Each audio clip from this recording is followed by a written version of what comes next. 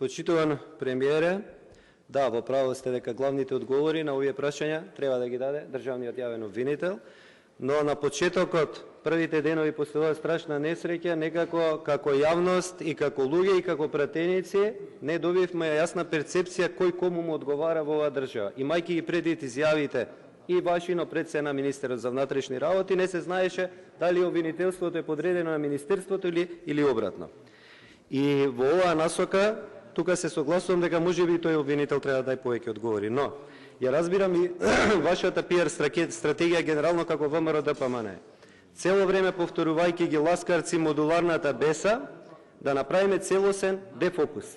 И тоа е тој демидж контрол, што вие уборно се обидувате да направите. Меѓутоа, тоа може да даде резултати на краток рок. Никако на среден и на подолг рок, напротив, ќе се врати како бумеранг.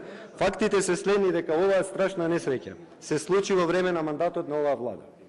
Фактите се дека никој досега не понесе морална одговорност. Дали имам право да зборувам за морал? Апсолутно го имам целото право да зборувам за морал. Затоа што и на мои другари со партиски, кога било време, јас сум го зборувал тоа. Дека некојаш треба да се одважиме и да понесеме оставка од морални причини, тоа не е признавање вина.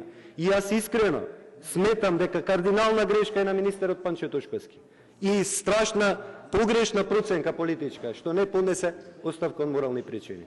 Заради истрагата, меѓутоа и заради него лично. Ова јас го мислам лично и исто сум го зборувал на мои партиски другари.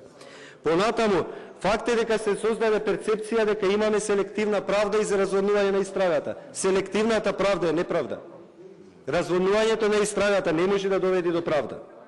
И од тука само правда согласно словото на законот, а не на политиката, може баш во смислата која зборувавте да ги задоволи до некаде барањата и болката на родителите кои секој ден протестираат и тие живеат во мал град. Тие точно знаат кој е виновен и зашто е виновен. Мали градови се знае. И тие точно ја перцепираат, ја знаат таа работа и на тоа повикуваат. Во таа насока сметам дека ништо после Кочани нема да биде иста. И од тука е потребата и на вас како прв човек на владата, меѓутоа и на сите овде во собранието, да направиме оно што ветивме пред граѓаните. Да направиме систем кој ќе функционира.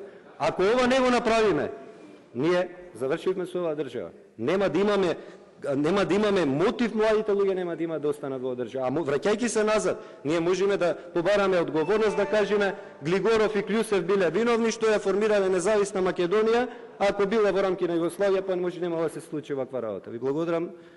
Не сум задоволен од одговорот, немам дополнително прашање.